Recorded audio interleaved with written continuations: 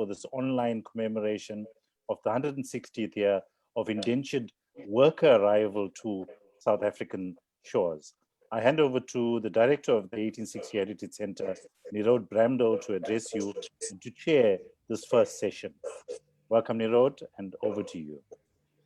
Thank you very much, Salvin, and my fellow panelists. Thank you for all the work you've been doing in putting this program together and the program on Monday again for the 16th of November, which marks the date. On behalf of the board of the 1860 Heritage Center, I would like to welcome all the panelists and especially the MEC for Arts and Culture, Sports and Recreation, Ms. Hlengiwe Mavimbela. 2020 marks the 160th anniversary of the arrival of Indian indentured labor to the colony of Natal. In commemorating their arrival, we also highlight the assimilation of that originally small community into the broader South African social fabric. Whilst the indentured laborers worked in slave-like conditions and were subjected to corporal and often fatal punishment, they and their subsequent generations nevertheless emerged from the dark period of South Africa's history to play a meaningful role in the broader South African narrative across all disciplines and fields of endeavor. Whilst the 1860 Heritage Center recalls this history, it also tracks how the majority of the community merged into the South African social fabric, working together with all race groups and democratic forces to oppose apartheid rule and champion liberation, often at great personal cost. By way of background, the 1860 Heritage Center is a non-profit organization that receives a grant from the KZN Department of Arts and Culture to cover its operational expenses. However, it is our imperative that in this milestone year and for the future, to spread our work nationally with other bodies by hosting our exhibitions to a broader South African public at selected venues. Additionally, we are a proudly South African museum that reflects a multifaceted view on South Africa's history. In recording, commemorating, and celebrating our common past, we hope to create a collective pride in democratic South Africa. Post-apartheid South Africa finds itself in creating monuments and museums that finally honor previously marginalized citizens. Places like Constitutional Court, the Apartheid Museum, Freedom Park, the District 6 Museum, and the 1860 Heritage Center commemorate spaces where new narratives of our South African history are being created. The 1860 Heritage Center is a proud part of that South African historic landscape. In saying those few words, I'd like to just acknowledge in her absence, the MEC, Ms. Mavimbela, and Order of Luthuli, Comrade Swaminathan Gounden, who I had the privilege to work very closely with in the 1980s. In doing so, can I hand over to our next panelist, former Robben Island prisoner and anti-apartheid activist, Comrade Sunny Singh. Sunny, would you lend us your expertise on this topic for the next 3 to 5 minutes? Thank you.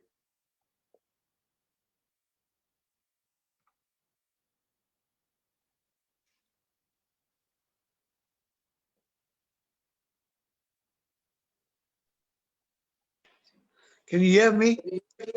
Yes. Yes, we can hear you loud and clear, Uncle Sunny. Go ahead.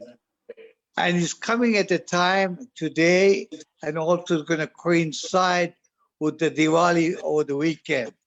So wish you all and the Indian community a very happy Diwali. We come from a very dark past. Okay, I talk about the modern day slavery. Because of the time constraint, I'll be very, very brief, so forth. The universities, the libraries, the museums got enough material to tell the story. Example, the 1860 Heritage Site, I think they were done a very good job. And South African in the Making, which is based at Moses Mabhida Stadium, got a whole history of this country, giving where right from the beginning, 1910, 1912 to 1924. But having said that, while we celebrate knowing the terrible past, we must not forget the fundamental thing that we are in Africa, in South Africa. We are not living on an island. So when we celebrate, I can understand the sensitivity. We need to put each part of nation building, each community has to celebrate its heritage, its culture, and so forth, and give respect to.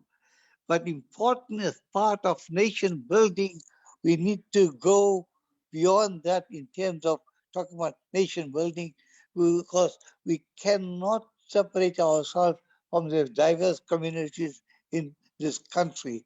I think you mentioned correctly regarding the problems and how we united, worked side by side, especially with the arrival of Gandhi and the struggle that he led in 1913 and so forth, an early period of the Indian Congress and the alliances took place, especially the 46 passive resistance campaign followed by the defiance campaign, and it was led with black leadership in the late 40s and 50s with Monty Naik and Lutuli.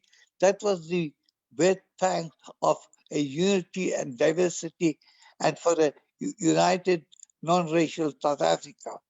But having said that, I think we must remind ourselves that many of us and many passed on, Krish Rabilal, Lenny Naidu, Babla Saloji, Timon, and so forth, gave this life from coming from a minority community, but fighting for a greater freedom, a free democratic South Africa, which we enjoy from 1994.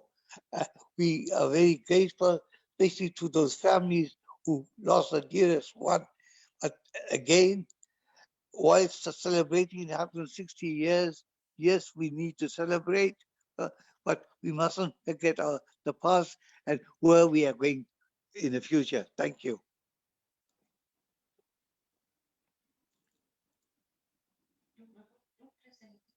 Hello? The past and where we are going in the future.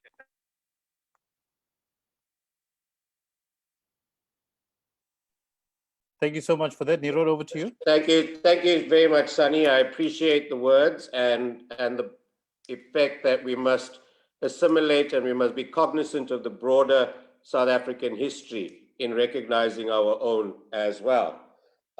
May I hand over to one of the pioneers in establishing the 1860 Heritage Center, Dr. Jagadisan Patta, who is also a historian and has written his own works on the early Nirod, could I history interject? of Clearwood.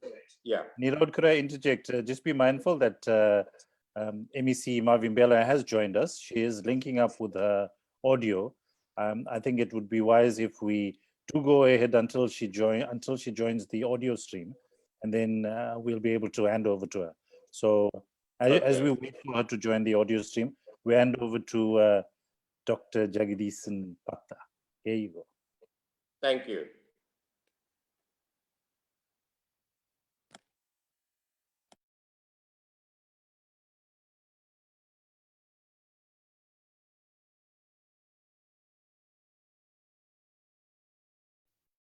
Dr. Patta, are you able to join us?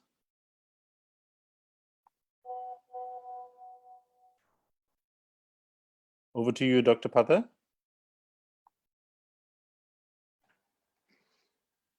In the interest of time, do we have... now? Yes, we can hear you now. Do go ahead. Okay. Very briefly, 1992 is when we mooted the idea of the Heritage Center. 1992 was the end of apartheid. And at that time, we heard that the government was shredding a lot of documents. And I decided that we should save as much as possible by opening up a dedicated documentation center. And this was done in 1993. and it existed for 10 years until it was closed down by the provincial authority. So for 8.5 years, we fought and got it back. And the Phoenix rose again in a new format. What you see now, thanks to Selvin, who was joined us part-time, but he takes on a full-time job. So what you see is not a complete edifice. It's just stage one. Stage two, we're supposed to extend our exhibits into two parts, one into the digitized part and the other one was a rotating exhibition.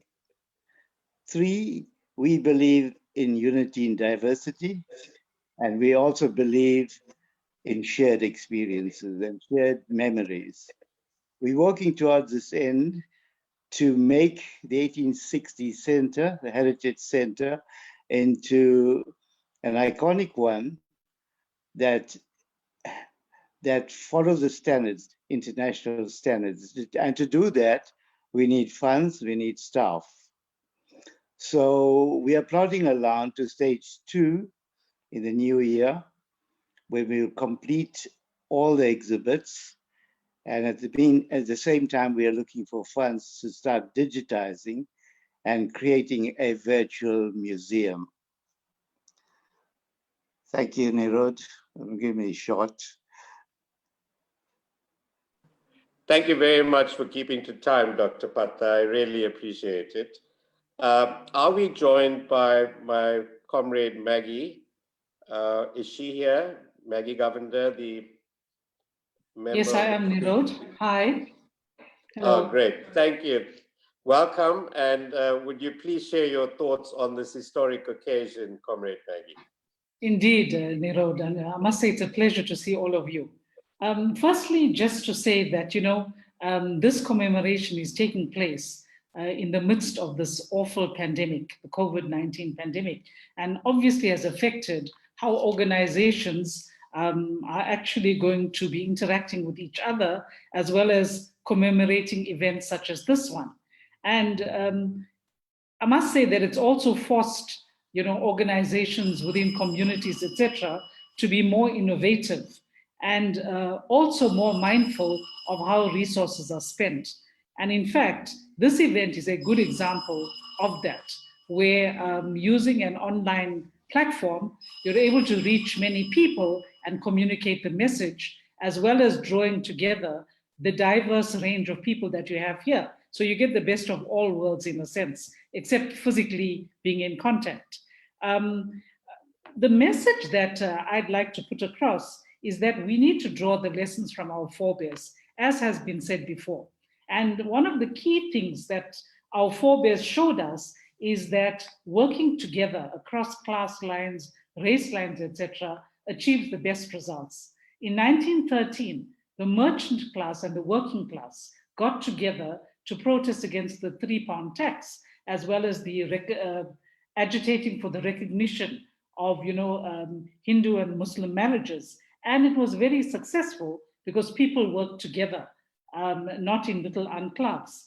In 1947, we had the Doctors' Pact in this country. And there again, across racial lines, this pact was signed, and you have the Defiance campaign, and very historic working together of people in the country, including, of course, our Indian forebears. We had work in the trade unions that took place. The tobacco protests that took place amongst indentured laborers were historic. And the demands were demands that even today trade unions echo. And again, in the current situation, through organizations such as COSATU and others, workers across racial lines are coming together.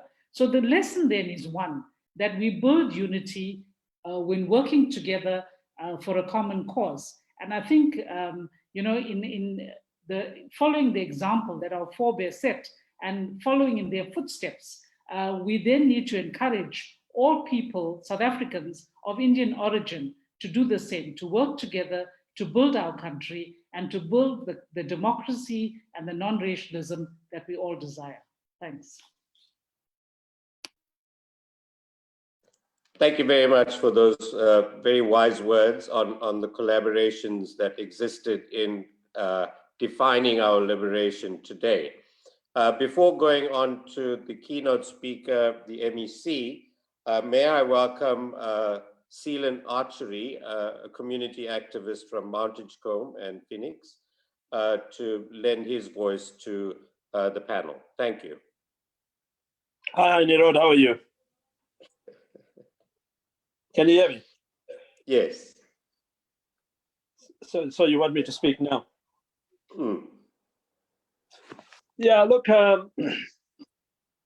without having to repeat the other speakers, many of them my leaders, politically and in the community. I'm not sure if I'm going to ruffle the feathers a little bit here. I think this 1860 commemorations present us with an ideal opportunity to reflect and tell our stories. I hear Maggie say we must learn from our forebears, and the collaborations or the unity that we formed with other race groups in this country served us well. However, the more we get into our democracy, the more I see the racism widening between us. Now, let me just use one example, and I don't want to repeat all the things about the 1860 and the struggles of our forefathers and so on, but to get to the nuts and bolts of where we are going to go in this country year on. If I just use Phoenix as a melting pot of the widening rift in terms of racism, we have a community that is saying all the time, whether perception or reality, we are being marginalized. I see comrades coming in to the different wards that we have in Phoenix. We have 5.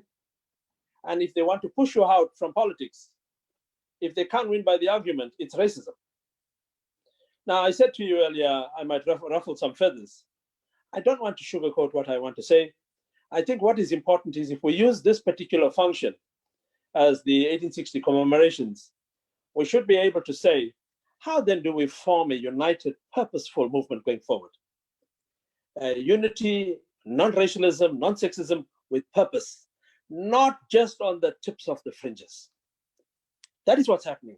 We all want to say nice things, Nero. We all like to say the politically correct things. On the ground, it is so different. You get disillusioned after a meeting when you get back home. You see the wood of the axe saying to the people that they are destroying, you should vote with me because I'm just like you. My handle is made of wood and your trees are made of wood. But that forest is shrinking because they've been able to manipulate that situation in their favor.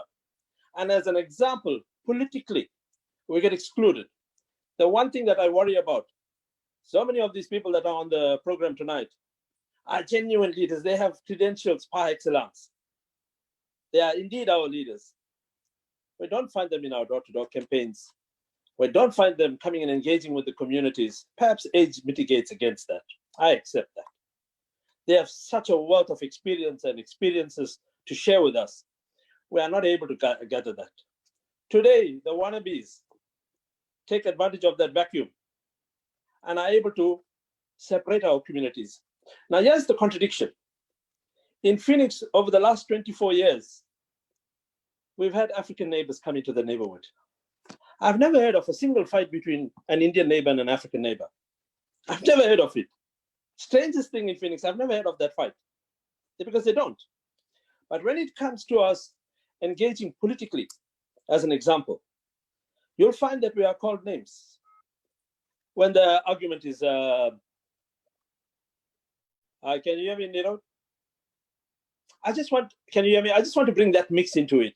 So when we're talking about... Yeah, can you conclude now, Seelan? Yeah, I said when we're talking about going forward, let's not just talk about the nice things only.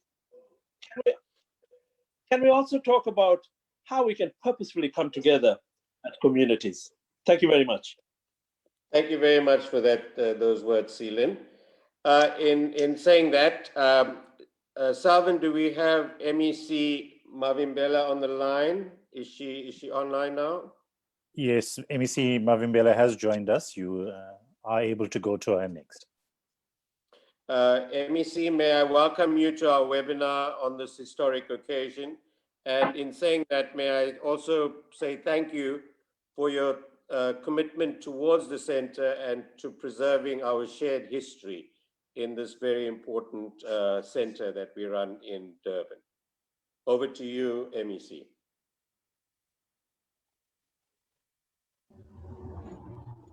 Thank you very much, Program Director, moderators, Nirot, Kiru, Naidu, all participants present, our viewers at home, distinguished guests, Sanbonani. When our beloved Madiba was inaugurated as our first democratic elected president, the theme of our nation celebrating was, and I open quote, many cultures, one nation. Utata had a vision of uniting our people and building our country. It is a tradition that we have continued into this sixth administration of our ANC-led government. It is in that context that I want to lend my voice to this celebration marking the arrival of the first Indian indentured workers in our province on the 16th of November 1860. We can be in no doubt that the diversity of our province is enriched by the community of Indian origin being a valuable part of our nation. In this important commemoration, government joins with various organs of civil society, making this significant anniversary. It is pleasing to us that 1860 Heritage Center, which is the museum agency of the Provincial Department of Arts and Culture, is so well supported by visitors. It is also most encouraging that the storyline of indenture is told as part of the diversity of our people and the struggles that have been waged for our liberation. Please allow me to appreciate the work of the board, the curator, the staff, and the volunteers in making this one of the tourism highlights in our province. It is also well patronized by the researchers from across South Africa and overseas. Indian indenture and African migrant labor were the dominant forces in shaping the economic history of our province. Both these labor processes were driven by the forces of imperialism, colonialism, apartheid, and unfettered capitalism. Starting in the early 19th century, the British conquest of India drove that country into the desperation. Slavery had been abolished in British Empire in 1834, but the British remained hungry for labor in their colonies. Indenture came about an bounded labor, which the historian Hyotenga described as a new system of slavery. Over 1 million Indians were shipped across the globe from Fiji to Mauritius, from Jamaica to Suriname, and of course to the Natal. Similarly, the British conquest of the Zulu Kingdom in 1879 led to dispossession of the land and wealth. Africans were forced by punitive taxation and other coercive measures into the migrant labor system, mainly on Johannesburg mines. The last great act of resistance was waged by Inkosi Bambata in 1906, but his forces were no match for the superior firepower of the British. Repeating this history is important in understanding the diverse historical processes that brought us to where we are today. We salute and celebrate all the hardworking people who have contributed in making KwaZulu-Natal thriving economy, African, Indian, and everyone else. The COVID-19 pandemic has impacted our society in ways that we never could have predicted. At this moment in history, it is once again necessary to rally all our energies to revitalize our province and our country. We can only achieve this through unity and purpose. Historically, moments are unique opportunity to fire the imagination and move us forward. Our responsibility must be to build on that legacy, to honor the 1860 endeavor. Indians, the Department of Art and Culture, together with its stakeholders, have started consultation to erect a monument which will serve as a remembrance of this part of our history.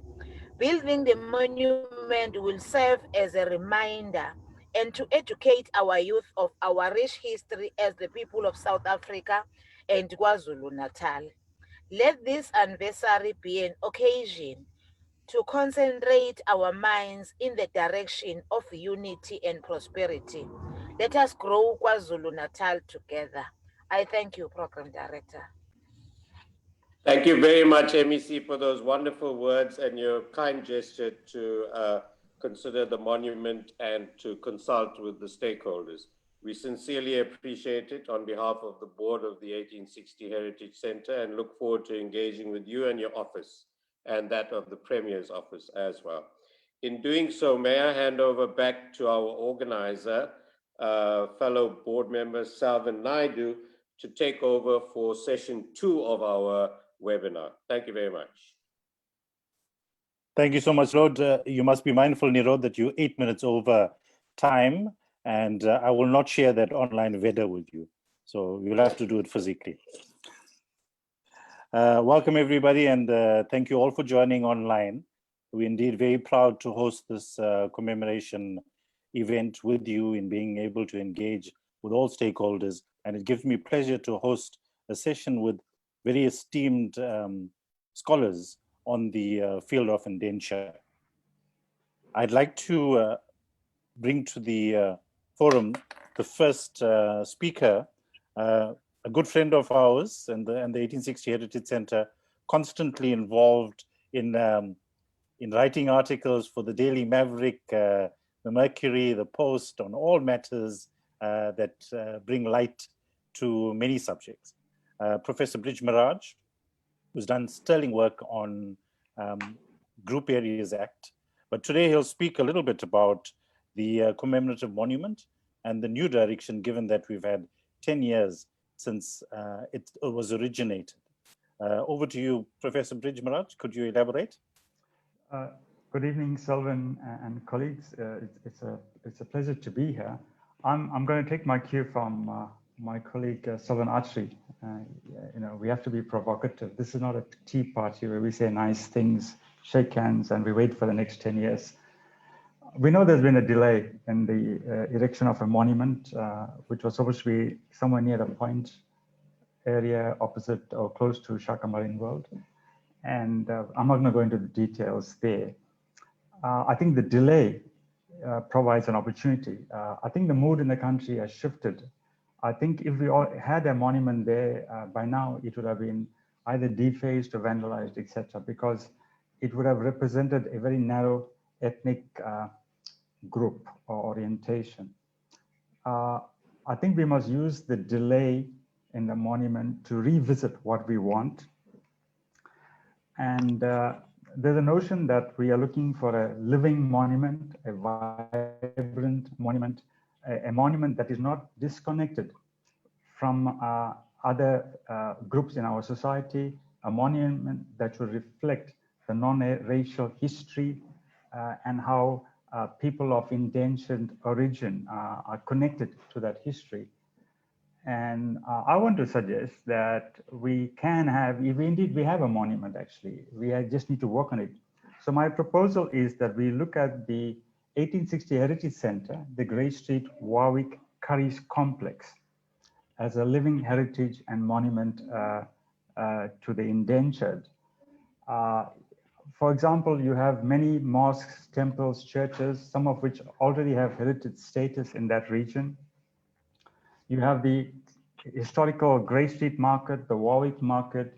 You have the more indigenous markets, the bead and herb markets, etc. And then to cap it all, you have the world famous Curry's Fountain, the site of many non-racial sporting events and also a site for many, many meetings, political meetings, trade union meetings in the struggle against apartheid. According to the brief by the architects who were looking at the original monument, they argued that it should be inclusive and one that unifies all South Africans. It should have significance and relevance for all South Africans and not just Indians, and should transcend the historical confines of a single community and commemorate a chapter in a broader South African narrative. The Grey Street Warwick Curry's complex fits the bill perfectly. Thank you. I think I've covered 3 minutes. You've done brilliantly in 3 minutes. I expected you to be much longer, brief, but well done. Thank you so much for that. We move on to the next speaker, someone who's worked extensively with E.S. Reddy, who's recently passed on. I'd like to acknowledge the sterling work of E.S. Reddy at this commemoration. His work is really a tribute to the freedoms our children enjoy today. And in the international anti-apartheid movement, his work really stands out as a documentalist and also someone who has really fought that long and hard battle. So Professor Kalpana Hiralal, who's done extensive work with E.S. Reddy, thank you for being able to author the Pioneers of Satyagraha. We look anxiously to you to be able to launch that book in South Africa. I know you've launched it in India, but we all would like copies of that. But in terms of this conversation, you have done great work with the 1860 Heritage Center in putting together an exhibition. You were part of that journey. And that exhibition is titled Watinta Bafazi, Watinta Mbokodo. It speaks to the role of women in the freedom struggle. You've done extensive work on that. Could you elaborate on that particular topic? Thank you, Selvin, and good evening to everyone. Yes, that particular exhibition was basically to highlight the contributions of women in the anti-apartheid struggle. And what we did was basically to do an overview starting from the turn of the century right till around 1994, where we, for example, highlighted the various historical periods and the contributions that women, for example, made in those specific periods, from the early 1913 passive resistance struggle to the 1940s, the anti-past campaigns of the 1950s, etc.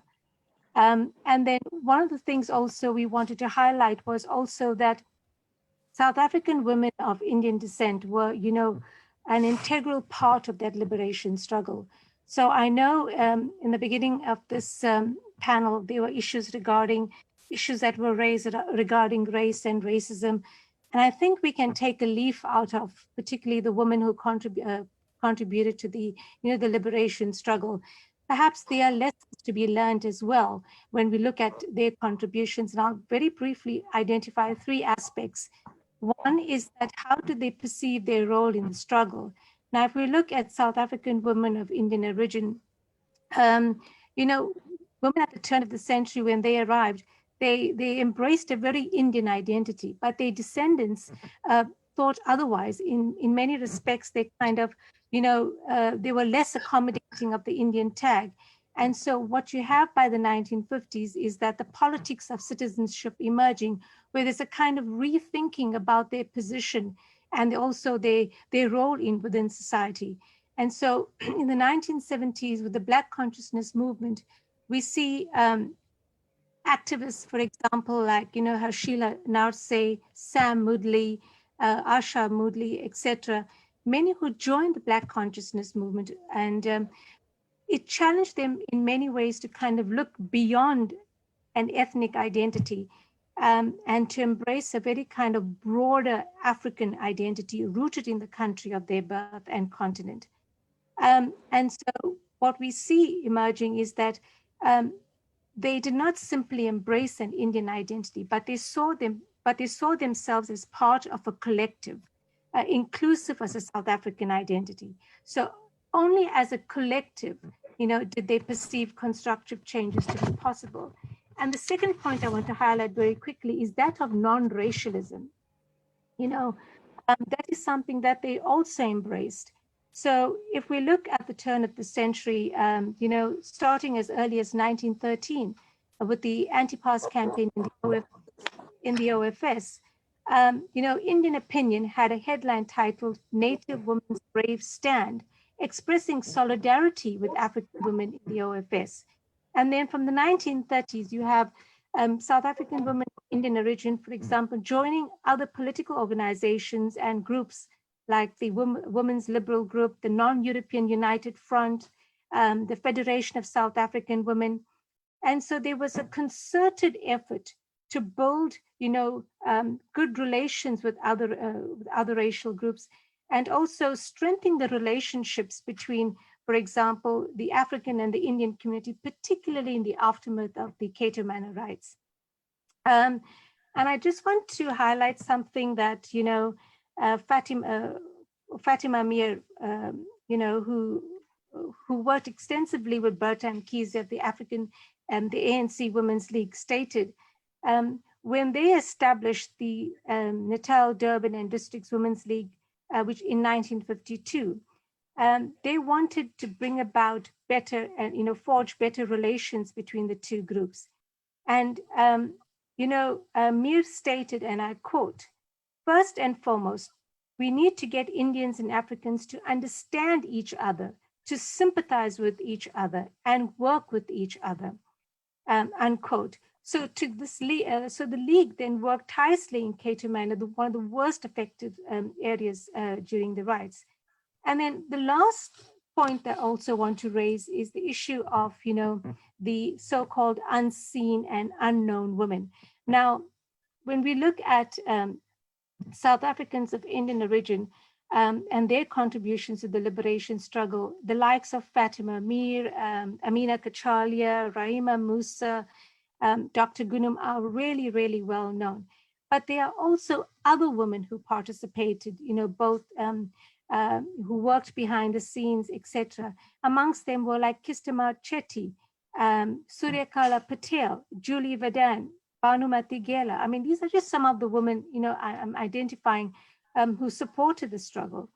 And then the last, and added to this is also, for example, the families that assisted. For example, the mothers and the wives was assisted in kind of various ways. Activists, for example, Billy Nair stated, and I quote, "We are lauded for the sacrifice we made at Robben Island, but our wives brunt and made the bigger sacrifices," unquote. So just in conclusion, perhaps to summarize and to sum up and to encapsulate exactly what the contributions of South African women of Indian origin to the struggle was, in the words of Paul Joseph, and I quote, "I have often expressed the view that Indian women have not rightly and sufficiently been recognized and were mostly left out of the organs of policy and decision-making. Had it not been for the support and devotion of wives, mothers, sisters, nieces, and grandmothers and aunts, the men would not have been able to make the kind of sterling efforts they did in the struggle," unquote. Thank you. Thank you so much for that, Kalpana. Indeed, we can go on listening to you. I know you've put your life's work into 3 minutes, and it's difficult to be able to do that. But you spoke so well about the undocumented ladies and their role in the freedom struggle. And it falls to us to be able to do this 26 years into our democracy. Seal in that history that you spoke about. This is the way we're able to heal our fractured society, so that this history is told and told and retold, so that we take this history as our collective history. Thank you so much, Professor Kalpana Hirala. Our next speaker is retired, I must remind you, but she is as busy, if not busier than most academics her age and younger than her. Dr. Betty Govindan has done extensive work, and her new work speaks to her own journey and her family's role in the period of indenture. Over to you, Dr. Betty Govindan. Thank you, Selvin. And hello to all our distinguished guests. Some of you have heard what I'm going to share, but it bears repeating. I am a child of indenture. I was born in Kersney, Natal, on the north coast. The place was called Old Tea Factory, and we lived in a barracks, the remnants of indenture life that was very close to the Old Tea Factory itself. And so I remember it very well.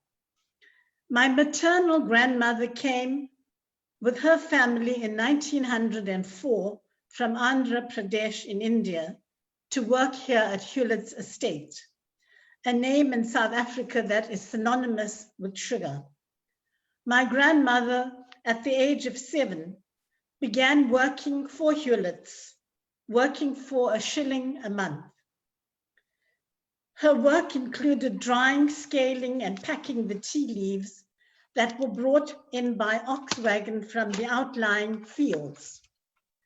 If you went to Kersney today, you will see the ruins of the old tea factory where my grandmother worked. It was also the place where my grandfather worked, and my uncles and my father and cousins. I would also like to mention quickly that in 1903, Reverend John Rangia arrived in Kersney and established the first Indian Baptist church in South Africa. It is also the first Telugu Indian Baptist church in Africa. There is also an old school that Reverend Rangia had established there, which still stands to this day. I would recommend that a visit is made to these sites by the 1860 Heritage Center and other interested parties to consider declaring them national heritage sites. Thank you.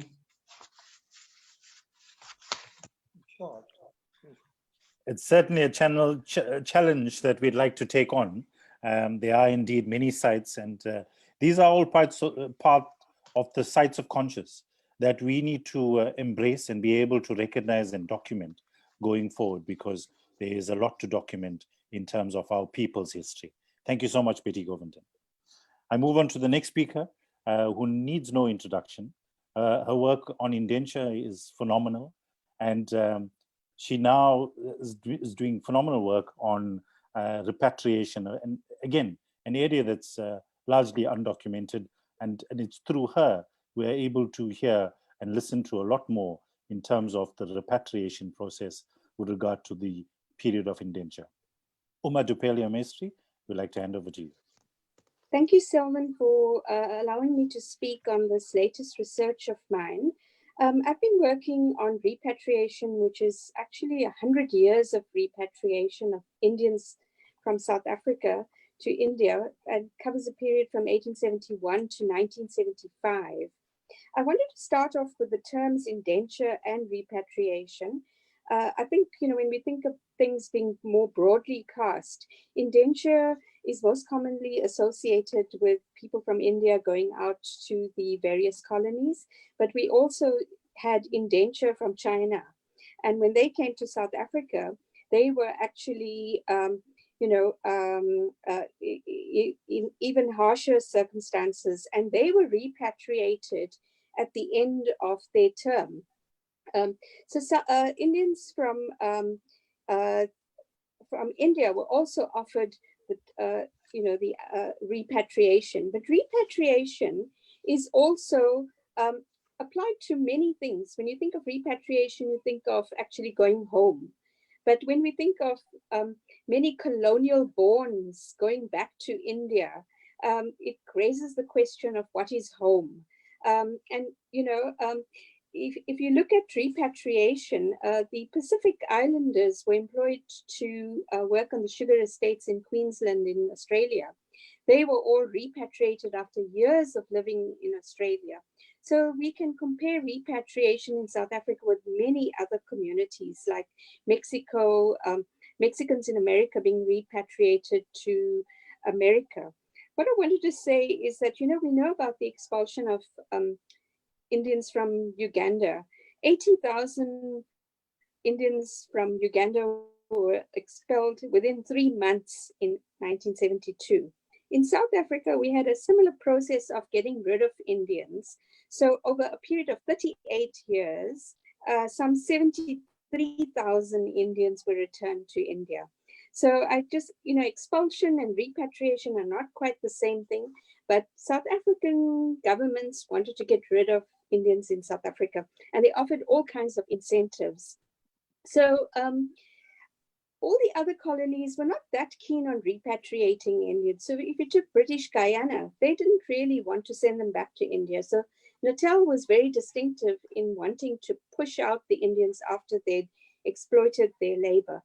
I'm also interested in multi-directional movements.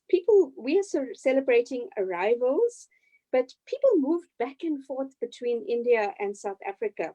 They also moved to India, and then from India, they went to other places. So there's a story of a woman from West Indies who moved back to India after her term of indenture, and from there went to Sydney as an ordinary immigrant. And so in Sydney, we have families with indentured backgrounds. So there's movement all over the country, all over the world. And we must take into account that movement occurs in many directions. So the story of repatriation from South Africa, over 100 years, the apartheid government gave bonuses and wanted India to take everybody back, in fact. There are narratives of coercion. We know that the £3 tax was used to encourage people to return to India. So I'm interested in what happens to them when they go back to India. So for those who went to South India had a much better circumstances and outcome. Those who went to Calcutta had a terrible time. They congregated in Mathiabas. That's very significant because from Garden Reach, that is where the North Indians caught the boats to go to the colonies. And now by the 1920s, that's no more used because indenture has terminated. But you have all these repatriates gathering in Mathiabas, and it's described as a slum.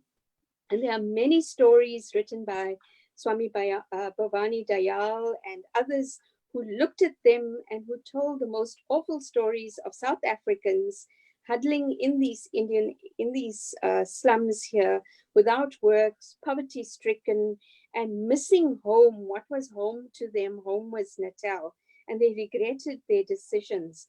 There was one story of Subama, who was a 36-year-old woman who took a bonus for her 11 children, thinking that bonus was going to tide her over in India and she would find some relatives. She never could come back to South Africa.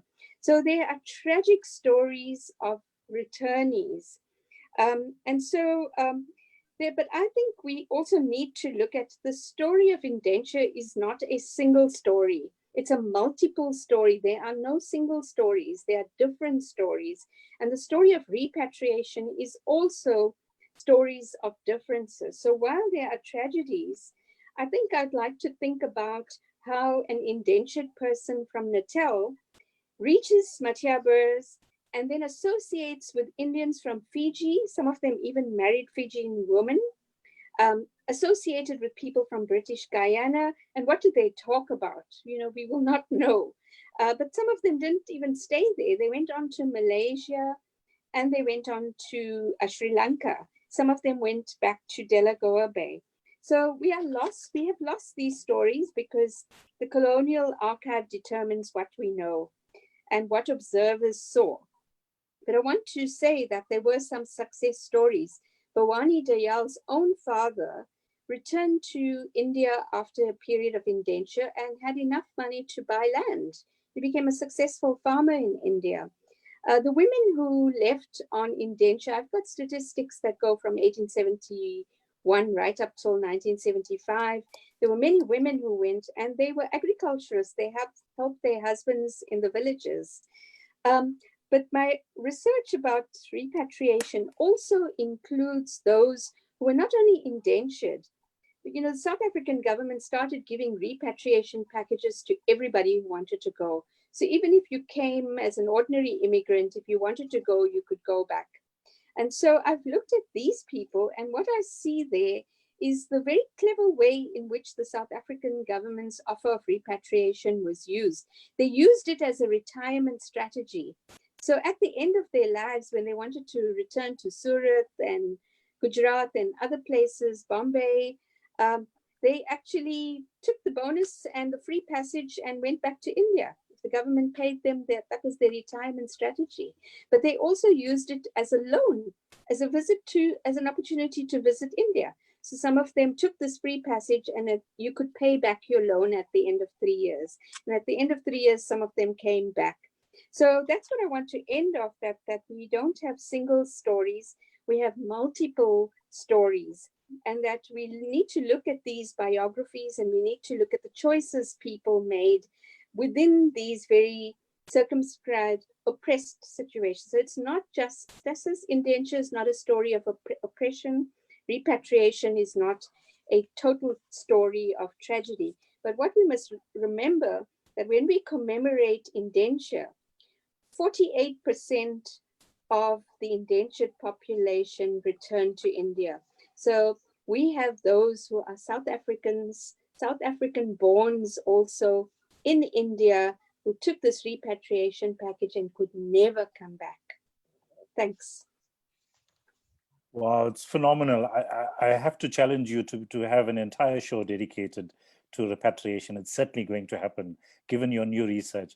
48% of our African brothers and sisters out in India, they need to come back home. So we need to increase those numbers here in South Africa. Thank you so much, Uma Dupele Mestri.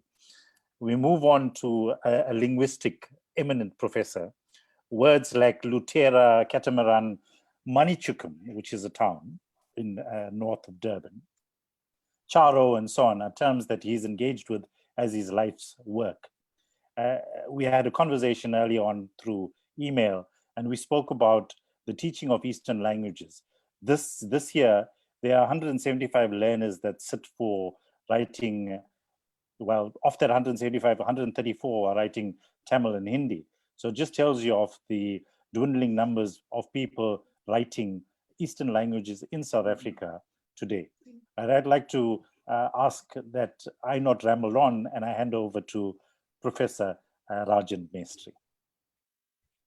Thank you, Selvin. I hope everyone can hear you, and thanks for the invitation. It's a great occasion. I'll try and keep this short and address the two issues you raised.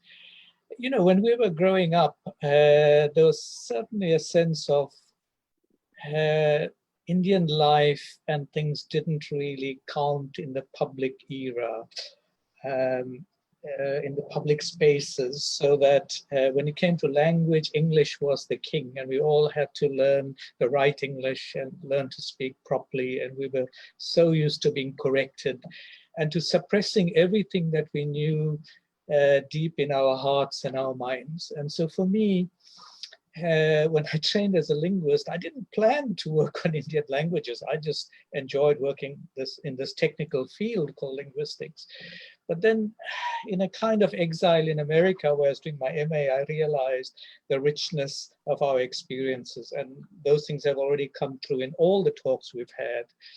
And I sort of said, when I return for my PhD and for my research, I really want to dig into this unplowed terrain to find out more about our linguistic roots and what that can tell us from below. I think Uma talked about the colonial archive and its limits. Well, the oral archive and of Indian languages and of Indian kind of English, which arose in Durban mainly, or KZN, definitely is one of the pathways to really looking at history from another angle, certainly from below. So for me, it's been a labor of love to work on. I worked on Hindi only to discover it wasn't really Hindi that was brought to South Africa, but another regional language called Bhojpuri. And just as the indentured didn't bring the kind of highest Tamil of the land, but they brought the rural village dialects of them. And since the majority of Tamils came, in fact, from the area called Arkat, or Arkat in English, what survived in Natal was definitely a close lower class, let's be honest and frank and open about it, and reverential about the roots of being relatively lower class or caste roots of the North Arcot district. And many of the key words that characterize that dialect in India survive in the plantations. So for me, it's been a labor of love. And as you know, I brought out this dictionary of South African Indian English, and it's not really about English so much as about its indebtedness to Indian languages. And as you say, you've picked out some of the sexier words there. Every day I discover a word that I thought was sort of English, but really has its roots in India. Words like a cushy job. Now, for those on the gravy train, I know none of us are on the gravy train here. A cushy job, actually, that's a Hindi word, kushi meaning happiness. Kabhi kushi, kabhi kham. That is happiness, and the British picked up this word. Another word not so nice is kosh. A kosh is a kind of metal bar, which, you know, a thug hits you with, and pug is another word from India. And kosh comes from, Kalpana might not know this, but comes from Gujarati, in fact, where it's pronounced kosh. And I just want to make a plea. Indenture is great, that's my background, but I also want to make a plea. When I talk languages, I'm very happy to consider all languages of India. Gujarati for me is important, and there are more poor Gujaratis in India than rich ones and business class. And Konkani in Cape Town as well is a language which has a fantastic history. I mean, they went round and round in circles, India, Cape Town, and their language story is quite amazing. And just to talk about words again, just one more word for reasons of time. When I went to Durban about 5 years ago, everyone wanted to buy a moringa tree. It was the latest status symbol. It's the tree that's going to give you a health product. You're going to eat the leaves and it's going to bring your pressure down, etc. And this is nothing new. I mean, the moringa was brought to South Africa by our indentured descendants. Moringa is in fact a Tamil word. Properly pronounced in Tamil, it will be something like morankirai. And kira, you know, is herbs. So it's a murung herbs, a drumstick herbs to the rest of you. And you know, it's a very savory, tasty dish, etc. Goes well with eggs and so on. And the technical word, the scientific Latin word for the drumstick term is moringa tergosperma. So the latter is Latin, but the first part was in fact taken from India, moringa murunkirai. So we should respect our languages. And, you know, when we're growing up, implicitly it was felt that those are part of heritage and home and the kitchen and women, and not really things that belong in the public domain, won't earn you a living. Well, we're in a different phase now, and I think we can afford to look back at heritage. This is partly only what this is about. And indeed, I would say, Uma said that there are many stories, and indeed for language, there are those who might say, we are done with Indian languages, we're not interested. And I respect that voice, although I don't follow it. But I think we should facilitate those who want to study an Indian language. I'm not going to push it down people's throats, but we should open them up as resources and teach them more imaginatively in the schools. I'll conclude with saying that I'm involved in an initiative from Fiji. The sad thing is our history in South Africa is so parallel to the indentured in every terrain that's been mentioned today, so that people don't speak Tamil anymore in the Caribbean or in Guyana or Bhojpuri Hindi. The only places where Bhojpuri survives very well are in Suriname and in Fiji. Those are everyday vernaculars. They've been learned by all Indians. So I have friends and colleagues who I work with in Fiji who speak Hindi better than me. It's a Fijian kind of Hindi, not a high-class Delhi Hindi. And they carry names like Gaundan and Farzana. So the Indian community there has rallied around Hindi, but it's because the demographics are different from Natal. Here, we had a slight majority of Tamil speakers, Hindi behind it, Telugu, Urdu, Gujarati not far behind. So in Fiji, the large majority were Hindi speaking and all rallied. It is their everyday language. Of course, they've invested in English. And of course, the educated ones speak, an international brand of English. But they are at the stage where they want to make sure that they don't lose Fiji the way it's being Hindi, the way it's being lost elsewhere. So I'm working with them on a project, and it's come from them. We're trying to write Fiji Hindi, not in the way that Hindi is written in its Indian script, Devanagari script, but in Roman orthography, but not to look like badly spelled English. We try to come up with a consistent orthography for it so that children who can still speak it fluently in Fiji can learn to read and write in it and tell their stories. This exercise of heritage, but also interfacing with the society. And Fiji is actually more racialized than KZN, believe it or not. So all I can offer as a linguist and a part-time historian is to say, these are the resources that a trained academic can give you. The choices are yours, whether you take them up or not. And I think maybe we should work together for those who want to think about a local script for Tamil and Hindi that might make things easier for these languages and for the children. Already that's being done. There is a school in Westville where the entire school learns an Indian language, mainly Hindi, and it's introduced in the English orthography.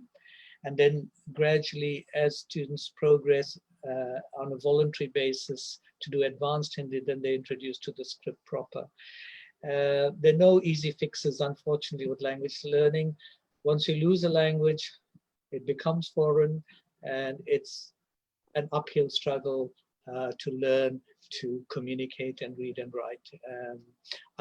In my heart of hearts, I wish we were living in the 1960s, when I think resuscitation would have been relatively easy. Now it is an uphill struggle. I thank you very much. Thank you so much for that. In my mother tongue, I might say, Mika Mika Nandri. Thank you very much. Certainly, we've come a long way now that we know that the word ayo is in the English dictionary. So I think it's phenomenal that we've been able to get that word in. So thank you again, Professor Rajan Mestri. I'd like to now bring on to the platform one of the most hardworking academics who's published widely and possibly the most go-to guide for indenture in South Africa, and that is Inside Indenture by Professor Ghulam Vaid and Ashwin Desai. I hand over to you, Professor Ghulam Vaid. Thank you, Selvin. Selvin asked me to speak about the work that's being done currently and new trends. Well, my impression is that the work that's being done on indenture is not done with the same level of intensity as you would find in other colonies that received indentured labor. So I'm referring here not to the regular and the very valuable contributions that are made in the newspaper as well as on the website, but I'm looking at more sort of serious scholarly work that goes back into the 19th century and tries to investigate. Now, I know that Uma very rightly pointed to the limits of the archive, but there's still masses and masses of information there that hasn't really been looked at. And even though we did look at some of it for the book Inside Indenture, it's only at the tip of the iceberg. So there is a lot more that can be done. But I think here we also have other concerns, so that, given, where we're living and the issues of race and ethnicity and class and so on, we have lots of other pressing matters that we are also focused on. Now, Uma's work that she mentioned is, of course, an excellent example of the kind of new avenues that are being explored. So just to mention, then you got Crispin Bates and Ashutosh Kumar, for example. They are producing a 6 or 7 volume work on indentured labor, which is going to be published by Cambridge University Press. And it's part of their South Asia series. But what's quite important about this is that the work is not confined to a particular area, but it's rather thematic and deals. So you can make comparisons between different colonies, countries that received indentured labor. So on this point, Ashutosh Kumar, in his work, he had found that maybe up to a third of the indentured migrants returned to India and then returned back to the colony or moved to another colony. That's 1/3 of the migrants. And even if you look at the reports of the protector of customs, at the border control, I think his name was Smith. If you look at those reports in 1906, 1907, 1908, it's written there that a large number of those who came back as free Indians were actually ex-indentured Indians who had gone back to India and returned to. So that's one work that's being done. Another work is being done by people like Brijvi Lal, Moritz Hussain Khan, who was here just before the pandemic brought everything to a stop. So they're shut down. Farzana that Rajan mentioned. So these are also scholars. They are producing an 8 or 9 volume work that's being published with Routledge. And it also has scholars from Suriname, Trinidad, Guyana, Jamaica, Australia, all over. And they too are focusing on a thematic volume. So they have one on historiography, one on religion, one on ethnicity, one whole volume on the end of indenture. And I think they may even have planned I'm not sure if they have a planned volume on return migrants, but that is something that would be very useful. So very broadly then the move is away from just focusing on the plantation and the nature of the work, but to look at all aspects of the indentured lives.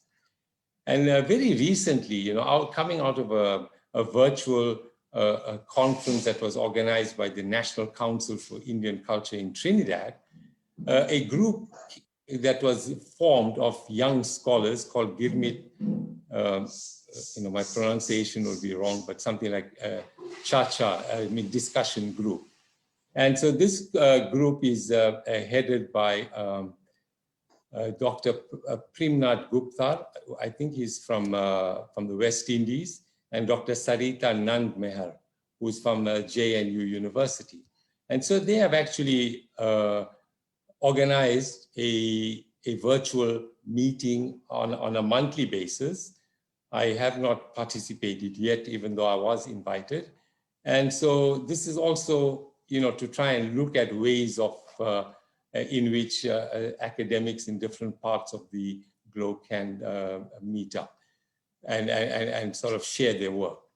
So I think that those are the new lines that are currently being pursued, and I'll stop there.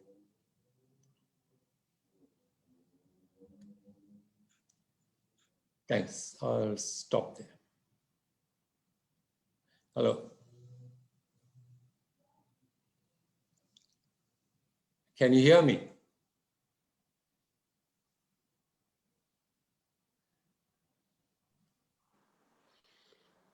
Yeah, we could hear you. Okay, I am finished actually. I don't know if you got the last bit. Yes, we did. I think Selvin has just left, but we heard you fully, Ghulam. Okay, thank you. I'm done. Yeah. Okay, in Selvin's absence, I don't know who's following on. Perhaps we could get, in terms of the order of events, the next speaker to take the lead, please. I think it was Nalini. Yes, that's okay, me. Nalini, you do that. Thanks. Would you be Thanks, honest, Nero. Nalini? Thank you. I see Selvin is missing, but nonetheless, I'll continue. Selvin asked me to consider a couple of concerns and highlight a few projects that I'm working on. So the first thing he asked, which I thought was quite a loaded question, is how do we consider post-democratic identity in South Africa and what that means for the Indian community? And I said to him, that's a terribly loaded question, and it's such a constantly evolving one. And I think what this 160-year anniversary seems to give us an opportunity to do is to recognize that much has changed over 160 years. And the few speakers prior to me already highlighted that there are so many changes in how we speak and how we dress and what foods we eat, and indeed our family structures. And Professor Maestri just highlighted even the language we use within which we identify ourselves has also changed. He mentioned the Murinkira to the Moringa. So it's, you know, the notion of a fixed and stable identity is no longer one that we can cling to. And it's rather a sense of a multiplicity of identities rather than a single static one. And there's a lot of work that was done regarding identity construction around the world, and particularly within the diaspora. But one of the aspects we must consider is recognize the notion of hybridity. And we occupy hybrid spaces across the world and indeed South Africa. And so to expect a fixed, stable Indian identity is something slightly unfortunate. I think identity is constantly shifting. And if we want to hold on to a fixed sense of identity, it causes us to be less fluid and really not recognizing who we are as South Africans.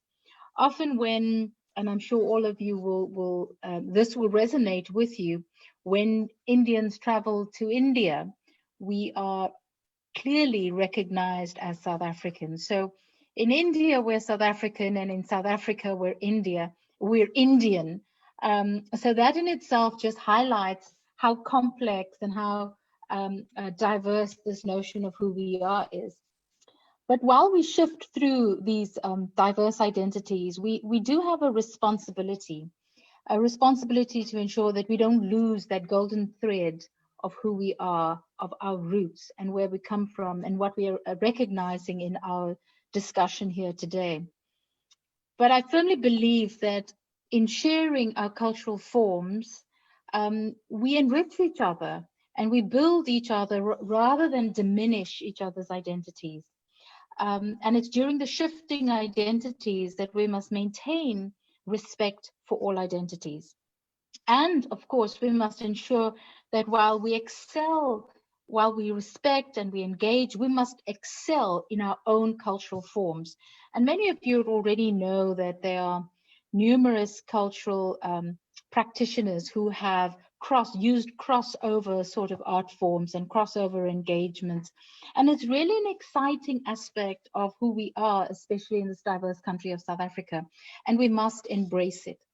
But crossover, for example, in dance or music, really can only be done if we understand our own form, where we start from a position of excellence, where we become excellent dancers before we start fusing our art form or crossing over with another dance form. We become excellent musicians with a deep understanding of who we are and what our music form is before we start trying to integrate other forms with it. If we do it that way, we do two things. We strengthen our art form and ensure its longevity so that it will last for generations to come and into the future. And the second thing we do is we ensure that we don't dilute it and we don't water it down to a weak sort of art form that in the next couple of years will no longer be recognizable. So I just want to pause on the identity issue, but also to maybe take you quickly through two other projects. One is I am part of the Indentured Labor Route project and a member of the International Scientific Committee, which is looking at how we establish points of contact and points and chapters across the world in the diaspora. On this project, we're working with Bridge Lal and Moritz Hassan Khan, to name just a few. And my portfolio there is to look at the notion of memorialization.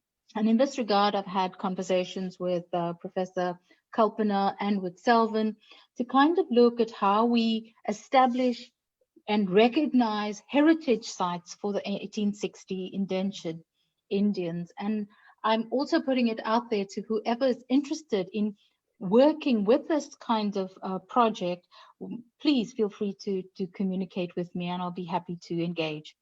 It's an ongoing project.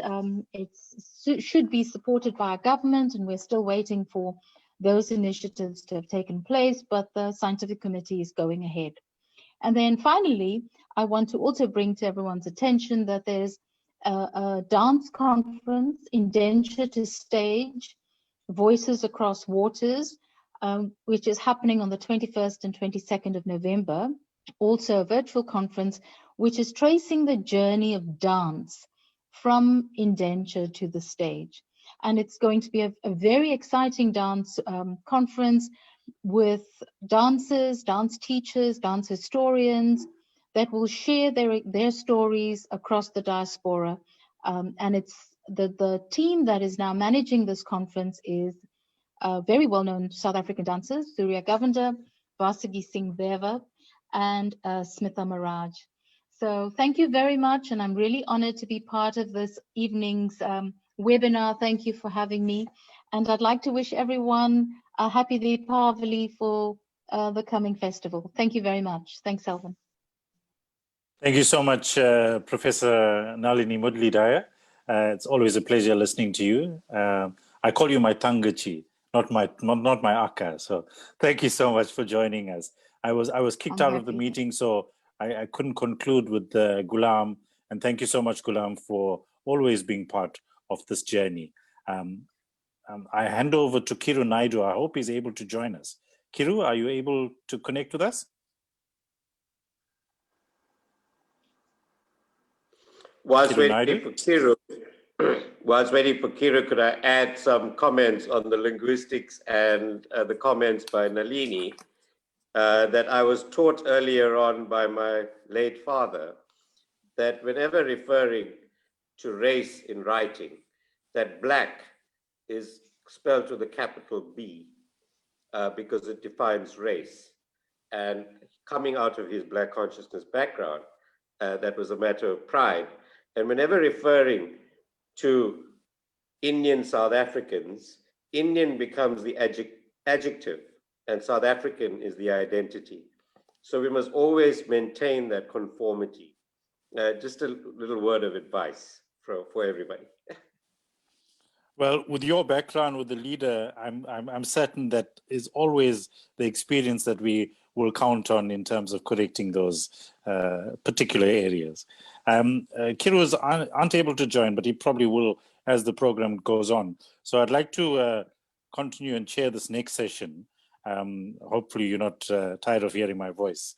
I'd like to welcome to the platform Zandile Kono Reddy, an advocate.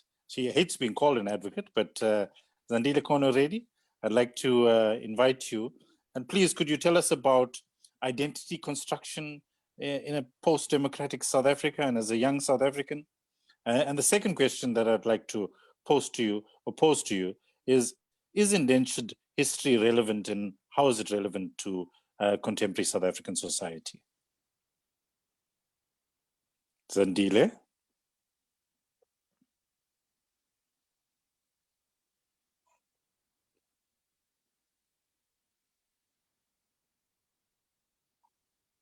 Zandile, are you able to hear us?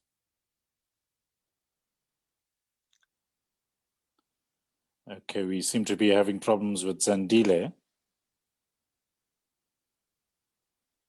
Could I look at the next person before we maybe come back to Zandile a little later on? Could I move to Vyasan Subramani, who lives out in cold Cape Town? Vyasan Subramani, are you able to join us? Yeah, sure, Selvin. Hi, Vyasan. Hope you're well and cold in Cape Town. It's actually very hot here today. Oh my goodness. Okay. All right. That's great. Great to hear, and long may it continue. Vyasan, we have great conversations around gentrification of the area that we at, and that's the 1860 Heritage Center, and a place that's very special to your heart, the Seva Sisanda movement in the temple. We spoke about the cultural precinct and the sites of conscience. Could you elaborate on that and commemorative monuments in post-democratic South Africa? Sure. Thanks, Selvin, and greetings to everybody else on the panel. I think just to preface that conversation is, if we don't remember our heroes, nobody else is going to, and if we don't tell our stories, I don't think anybody else is going to either. So I think it's very important that we keep our ever evolving identity very relevant and meaningful, especially to young people. So in other words, I think the question we must ask, Selvin, is are we as a community creating enough platforms for our young people to explore their identity as South Africans of Indian origin? So if I can just give you a rundown of some of the projects that we currently sort of are in the pipeline.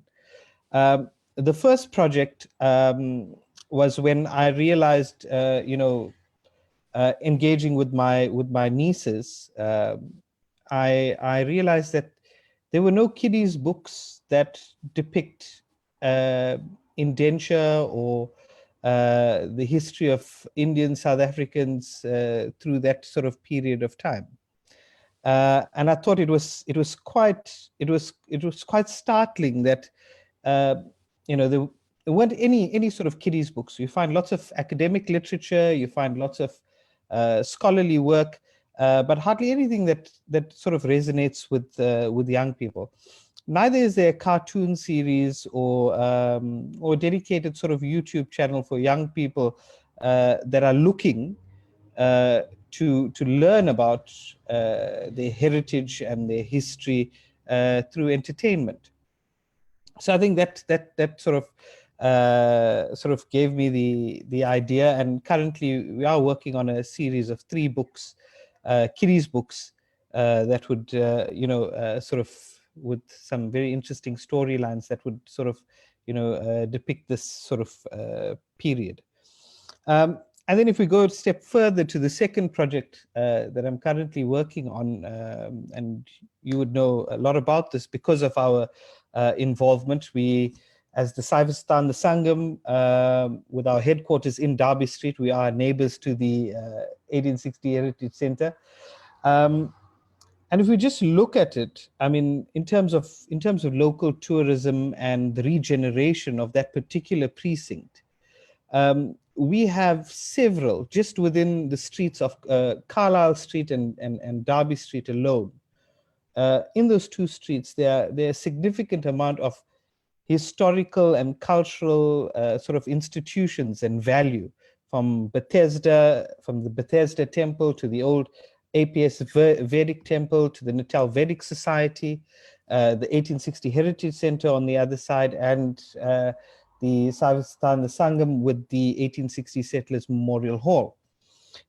So what that precinct can be with the right vision and input is, it could be what the Maboneng precinct is to Johannesburg, or what the Boer Kaap is to Cape Town. It has significant cultural value, and if we could get the right role players on board, I think it represents a unique opportunity for us, to look into. Another interesting thing, and I've heard some of the other speakers talk about these heritage routes, in terms of local tourism. When we say local tourism, we're talking about South African tourism. Where is our 1860 heritage route? Is it something that we can look at? We have all these sites of importance that are popping up in research. Can we sit down as a collective and say, this is the sort of 1860 heritage route from the north coast to the south coast, culminating somewhere in the middle in Durban, at the center, for example. This provides not just educational and entertainment value, it also provides economic platforms for young people, and it really creates many opportunities. so I think just to close off, Salvan, I would say we need to move beyond the past 160 years and look towards the next 160 years. And that means creating opportunities and platforms for young people in particular to express their identity as South Africans, to promote social cohesion, and also to create sufficient economic opportunities so that we ensure the survival of this uniquely South African identity that we are developing. Thank you. When I listen to individuals like yourself, I know our country is in great hands. I must remind you, Vyasan, that we have MEC for Finance, Ravigasan Pillai, with us, and we have the MEC for Arts and Culture here. You've now planted a seed with regard to those books. So hopefully they'll be able to lend some support to your projects. And of course, the gentrification project, Nanili Mudli Daya is here, and we'll be able to link up the Indentured Roots project. So certainly we have a good future in terms of being able to connect with these projects. Thank you so much, Vyasan Subramani. Our next speaker is a young mother. She's often at the 1860 Heritage Center, often supporting the initiatives constantly of support in the media platforms. I welcome Maya Jagjeevan Kalicharan, a young mother. Tell us, Maya, how do you get your children to remember the legacy of our forebears? And what are your thoughts on the commemoration this year? Thank you, Salvan, for the opportunity and, of course, for that introduction. It's very significant, of course, that I've come in after Vyasan, because he's touched on so much that is so relevant in terms of how we actually take this forward. And I love what he said in terms of creating a route and looking at children's books, because that is the way that we really are going to be able to take it forward. So in terms of my own understanding, if I look at history and how I've come to terms with it and come to understand and love our roots, it's been generally through newspapers and looking at all these clippings and going through them. And so I think obviously a team like the Post newspaper needs to be commended for the work that they've put in, in the past few weeks, and many of your stories as well, Salvan, and by Kiru Naidu as well, have featured there. And I think those are keepsakes that people can actually now go back to, they can reference, and parents can share it with their children. And we need more of that to happen. But of course, we live in a technology generation where everything needs to happen with technology. So as Vyasan said, a YouTube channel dedicated to these stories, that's very important. Of course, I work in radio, and we've been doing a lot of stories and a lot of interviews on 1860, on this legacy. And, that's literally now at the click of a button. So you can get those podcasts and be able to access them. And I would really encourage parents to speak about this and to get their children to, engage with all this, because the story of indenture isn't told often enough in mainstream. It's not accessible enough. And we're speaking about it now, of course, with these celebrations. But, aside from the Heritage Center and, of course, organizations like the 1860 Commemoration Council with Seelan, who is driving this? Are we driving this throughout the year? And that brings me to the other point that I want to raise in terms of books at school. And I feel that when the story of indenture is being told in schools, we need to lobby for it to be told by the experts and by the historians like Dr. Ghulam Fahed, Ashwin Desai, Kiru's book, Salvan, your book. We need those papers to be in schools. And it needs to be told in that way. And fortunately, early on this year, I was fortunate to have met the author of Ohambo, The Journey. That's Kribadeva. And this is such a brilliant book because it is actually a fictional story. And it's a different way for young people to engage with it. So I think we need to make more of a conscious effort to get these books, expose our children to it, and ensure that, you know, they engage with it in a different way. And of course, the Heritage Center. So I feel like not enough people are accessing the Heritage Center. I always say this, that there needs to be more visits, there needs to be more tours. Of course, we have to be mindful now in terms of COVID-19 and the restrictions, but really parents cannot be sitting today and say, you know, there's nothing, we don't know what to do, we don't know how to bring the story home to the youth. And the Heritage Center is there. It's a treasure trove of history. It's moving. It will enable young people to see and believe, because we need to understand that they want to see things, they want to be able to grasp things, they want to be able to understand things in a different way, even in terms of the artifacts room. So we need to get more young people to engage in this way. It has to be a multifaceted approach. And, you know, when we're talking books at schools, we're talking online, we're talking the center itself, and engaging with, you know, what it really means for them to be descendants of Indian indentured laborers, for them to have inherited this legacy. And if they don't know it and they don't understand it, then how then do they take it forward? And I just want to leave with, or round up with something that was mentioned today in the interview that we had with a community stalwart, a former chairperson of the KZN Blind and Deaf Society, Mr. K.R. Sitaram. And he says that his message, of course, he's 80 years old, and his message to young people is never to give up. Because when the indentured laborers came to South Africa and the hardships that they experienced, you know, it's not something everybody understands today.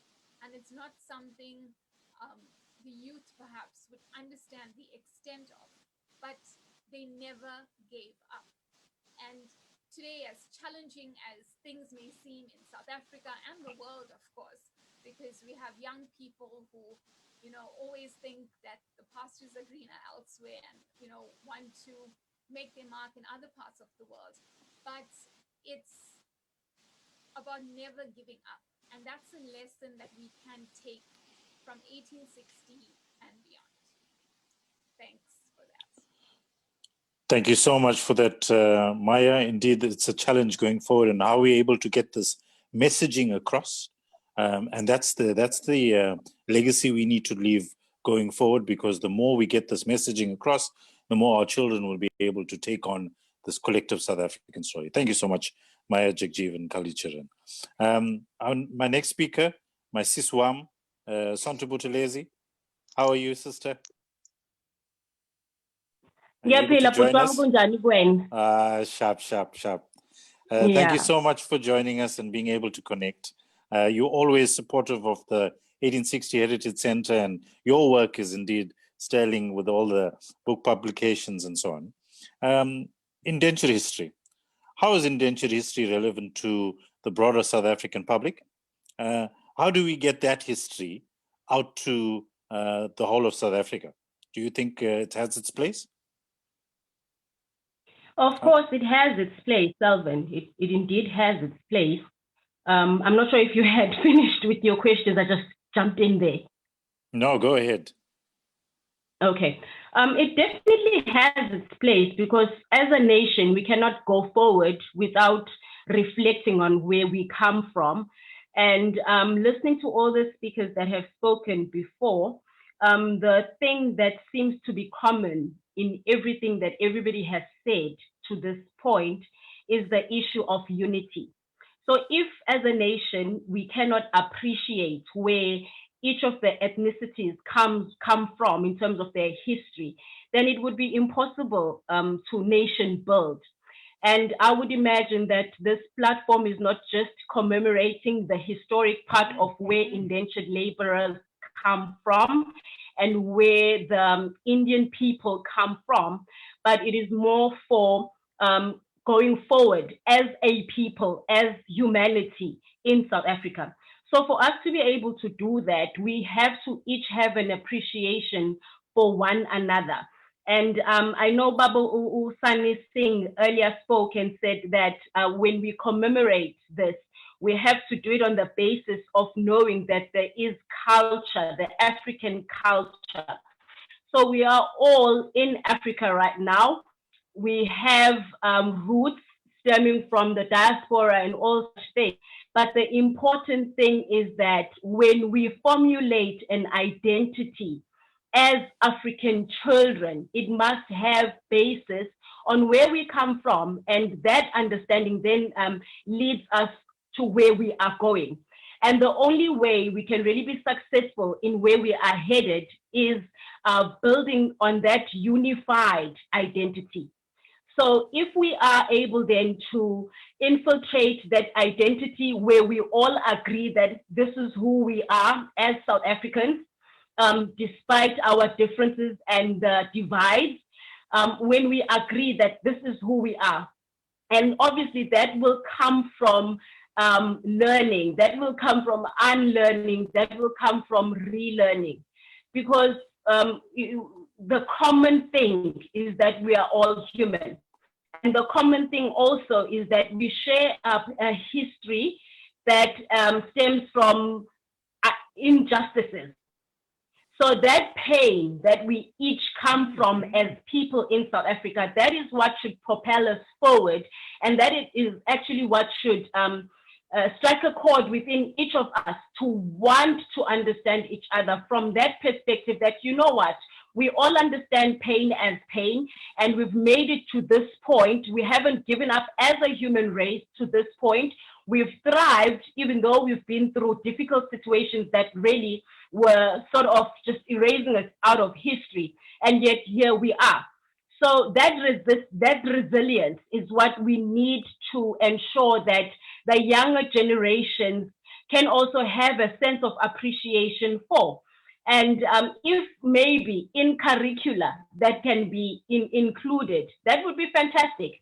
And the true history really of South Africa, not given from a perspective that is set out to oppress and is a falsehood in nature, but a true history of who we are and how that convergence can really help us as a nation to do away with the racial slurs that we are currently seeing. One of the speakers also spoke about that.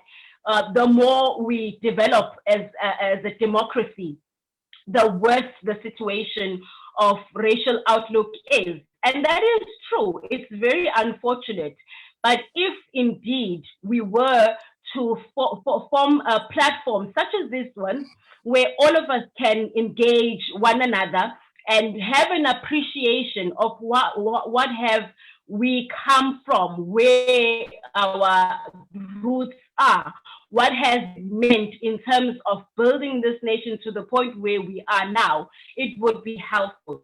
And that is what the identity will be formulated to say, indeed, we are one. Because at the moment, it's fragmented, and we really cannot, in the truest sense, say that we are one. I feel that that's an ideal, and that stems mainly from the fact that we don't know anything about each other, and we don't seem to want to know anything about each other, and it boils down to relevance. So each of the ethnicities that want to preserve who they are, what is the relevance of that to the younger generation? Former generations, they were preoccupied with the same vision for emancipation and liberation. But for the younger generations, what is it?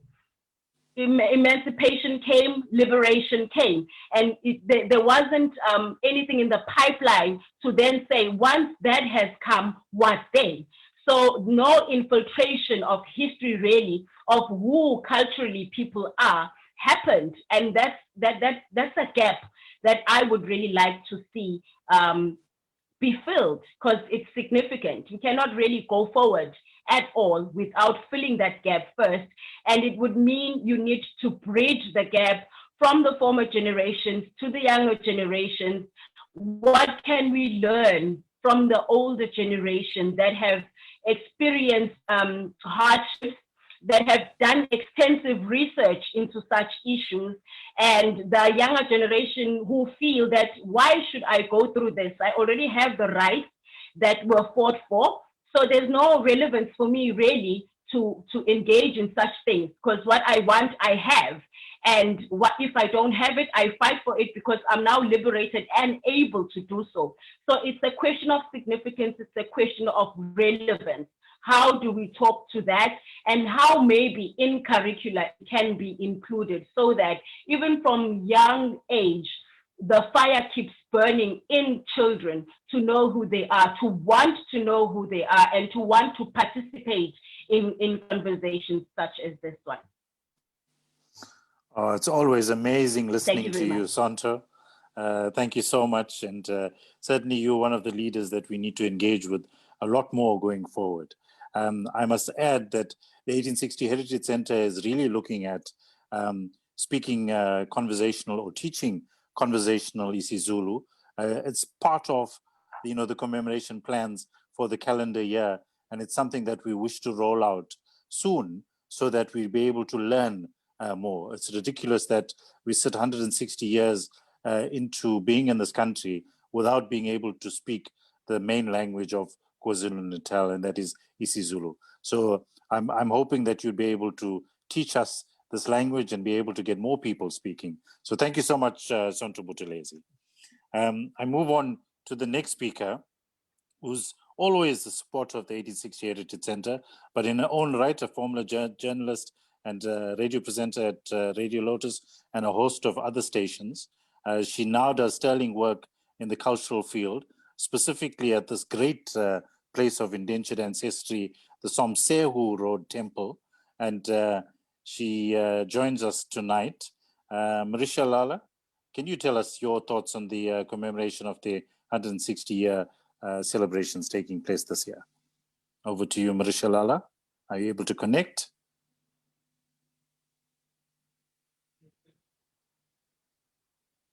Marisha, are you able to connect with us? Can you hear me now?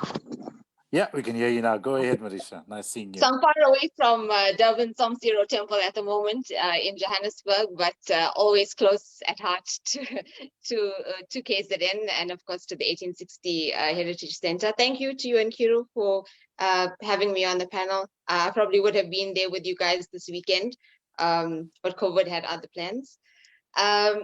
You know, my family wants to know, who are these two men that make you cry, you know, and go to sleep every night? And I had to tell them that it's one Salvan and Kiru, because they write these articles that are so soul stirring that you can't help but cry.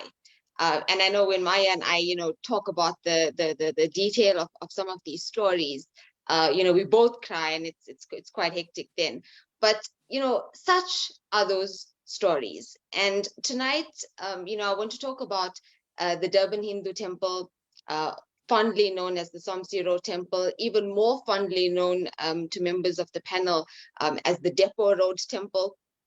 And the reason that you know, it's a piece of history that's very close to my heart, or how it became close to my heart, was because of its great place in history. So I'm from a small town in Isipingo in the south of Durban, which has equal you know, history in terms of the Mariamman temple that's in Isipingo. And I was always drawn to the history around these temples. And we know that we know the great history of both the Mount Ishkum temple and the Isipingo temple, and its relation to 1860. But, you know, the Somsiro temple, obviously, you know, when the years moved on and we moved areas and so on, we joined this temple, and it was about in 2012 that they decided to have another Pran Pratishta, which is, you know, the Murti Stapan program. And a group of youth got together and said, you know, this temple is a historical monument. It's got heritage status by Amafa, but not much is written about it. There's a lot of history that's available, a lot of stories that people want to tell, but not much is written. So we put together this brochure, and of course we were very, excited about putting this together. And once we started digging into the archives, we almost wanted to give up at that point. And you would know, just how difficult it is and how overwhelming the process can be. And we were not,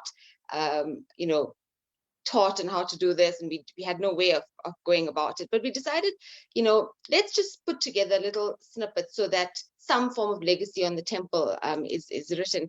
And tonight I just want to, sort of give people some snapshots of the things that they would remember about this temple. So obviously it was directly across the magazine barracks precinct before it was relocated, where the Durban Magistrates Court and the police station, are now. So picture the Somsiro Temple, magazine barracks, and then you've got Mgeniro Temple on one side. It formed a nice triangle. Of course, there were other religious monuments, in that precinct as well. But there's so many stories at magazine barracks. People were telling us stories about the 6-foot dance concerts that used to happen, about how the temple was bought for just 200 pounds back in 1898. We heard stories about the famous tree at the front of the temple, the one with all of the strings around it, and people used to, tell us really, really animated stories about this famous tree. And of course, another poignant thing to remember is that in the same yard as the temple was the school for the Indian deaf. So these deaf learners that were at the school used to sort of get animated with the pandit, doing car prayers outside the temple, and so much so that the one teacher says they learned the ritual, they learned the breaking of the pumpkin.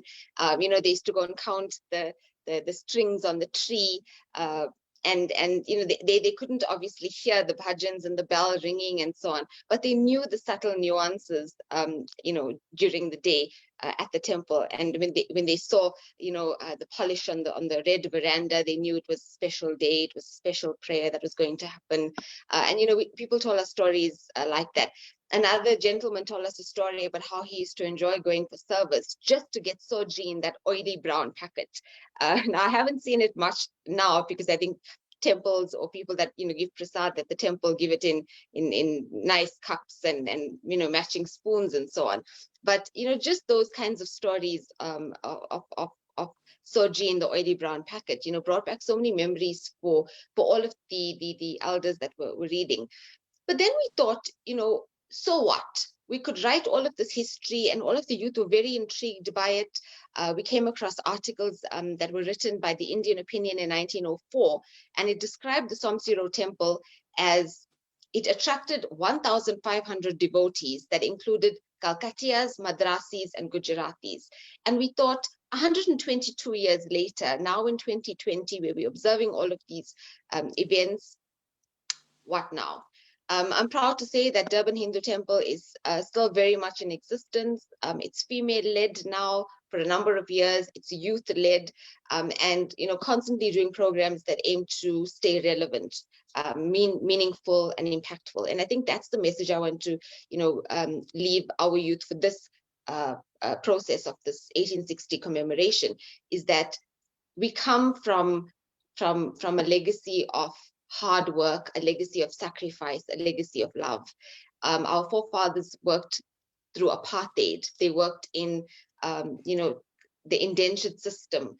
We here in free South Africa, we can't afford to let this go in vain. We have to continue. We have to make a difference in our small little way. My Nana turns 90 in a few years. He was a hawker. He got up at 3 o'clock every day, went to the market, got the best produce, went around Durban selling fruit and vegetables in rain, humidity, heat, and the like. Came back after dusk, after dusk every day, 6 days a week. There's so many other stories of such sacrifice. And my message to young people is that whatever it is, we have a duty, we have a responsibility, the onus is on us. And it would really be amiss if we don't make a conscious effort to do our bit 160 years and beyond. Thank you. Great message, and certainly the responsibility falls to us. I too enjoyed that soji in the brown packet, and I certainly hope my wife puts more ghee into the soji so that I can enjoy it. And I'm going to speak to Kiro about not writing those sad stories, so at least we don't get you guys to bed crying. So thank you so much, Marisha Lala. Thanks, We end with the last two speakers, and two people who've recently joined the commemoration, the interim commemoration monument committee. The first speaker is Nkululeko Khumalo. Nkululeko, are you able to connect with us? Nkululeko? Yes, can you get me? Yes. Thank you so much for joining us. Nkululeko, your smile is always infectious. Thank you so much.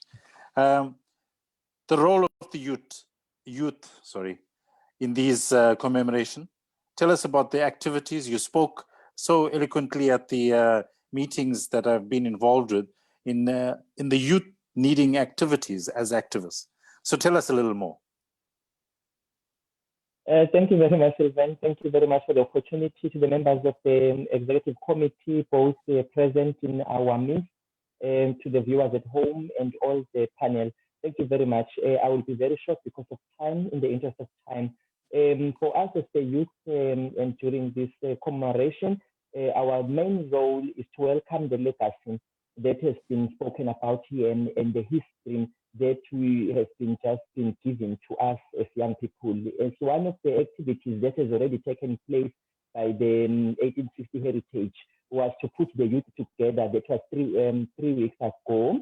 And then we found that the room was full of young people, but the young people didn't know the history. It was not only the Indian youth that was not aware of the history, but also us from the KwaZulu-Natal, the indigenous youth. We also didn't know, because we just met our friends and then we just came across the Indian community. But then to know that there was something that happened in 1816, the arrival of the indentured laborers that actually brought in the Indian community in our midst.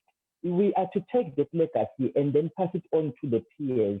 It is to motivate all the citizens into a multi and diverse a unity, the environment, to have the sequence of the environment as we promote peaceful and just KwaZulu-Natal.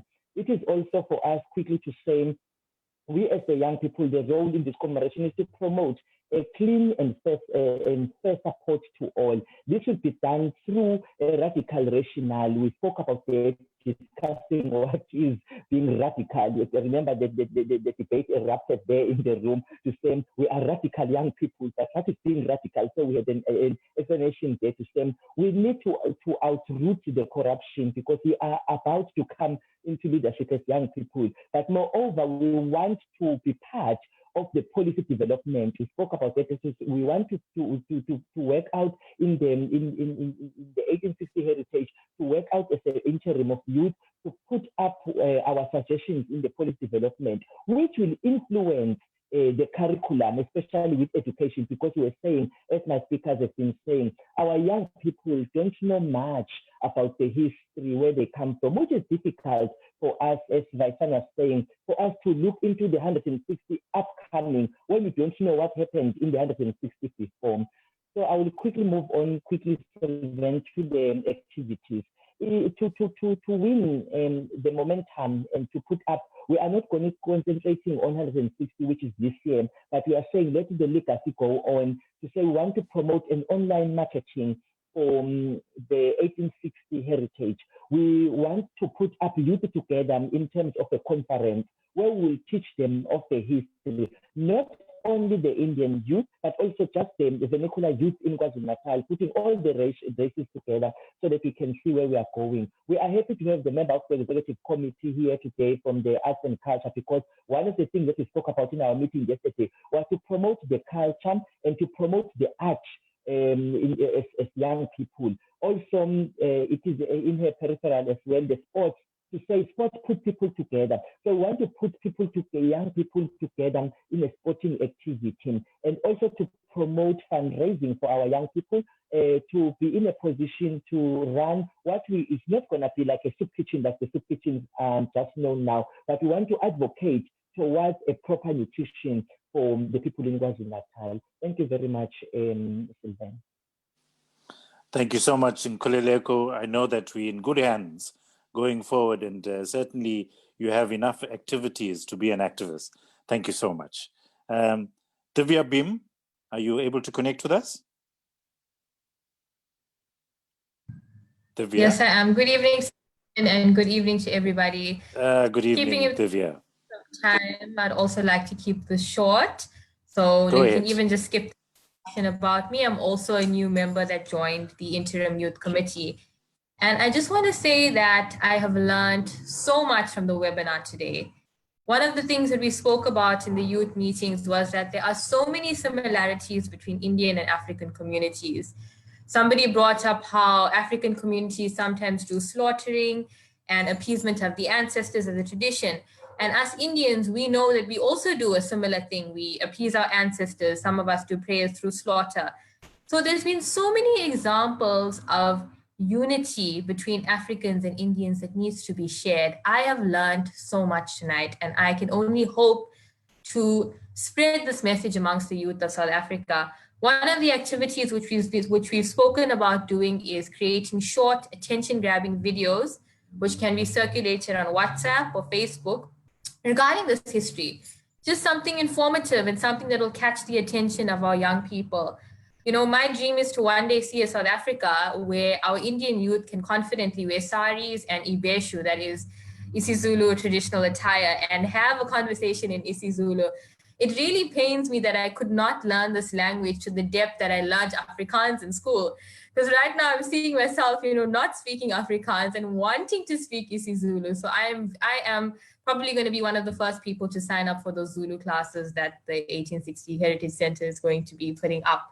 So I'd like to thank you all for this opportunity. And I'd just like to say that as our cultural identity as Indians, someone brought up a nice point that culture is something that is hybrid and communities are hybrid as well. So we cannot just pinpoint everyone to kind of keep the same amount of culture that our ancestors may have. I personally like to stay connected to my roots. I feel very much connected with both my Indian heritage and my African heritage. However, I cannot expect everyone of my generation to be just like me. But in saying that, I feel that it is imperative that as a society at large, we respect the traditions that our African ancestors try and carry about, and our Indian ancestors. As much as we may not partake in them, we may not understand it, respect is very important if we really want to create that spirit of Ubuntu going forward. So I feel like we have a lot in common, and you know, in our current society and generation, as people have said, the racial rift has gotten bigger, and that is a sad truth that even I have experienced amongst my colleagues.